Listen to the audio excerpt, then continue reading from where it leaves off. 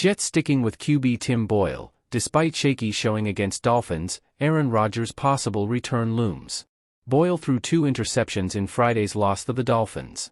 NFL journeyman Tim Boyle will have another chance to show whether he is the right man for the New York Jets starting quarterback job down the stretch. Despite a shaky performance in the Black Friday game, Boyle is slated to retain the starter title for the Jets' upcoming game against the Atlanta Falcons in Week 13. Meanwhile, injured quarterback Aaron Rodgers has returned to the team on a full-time basis.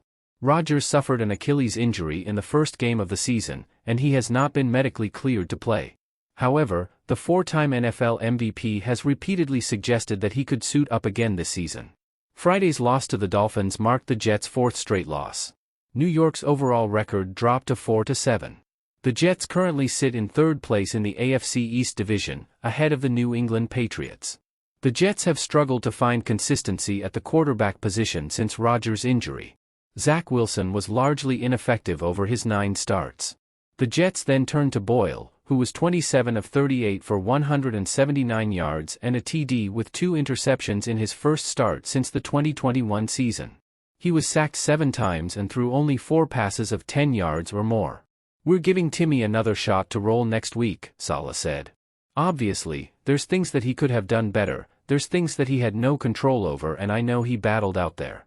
We were able to get to certain calls that we were hoping to. We were able to execute a lot of the different things that we wanted to execute. It just didn't come to full fruition." The Jets also have backup Trevor Siemian on the roster.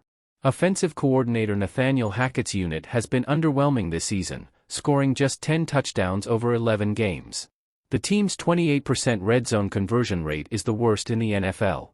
The Jets have made a few personnel and schematic changes, but Hackett remains the primary play caller. Even the usually reliable Breece Hall has slumped lately. He has rushed for just 56 yards on 30 carries in his last 3 games. Meanwhile, the 39-year-old Rodgers continues to rehabilitate and provide some hope he can make an unprecedented quick return sometime in the next 6 weeks.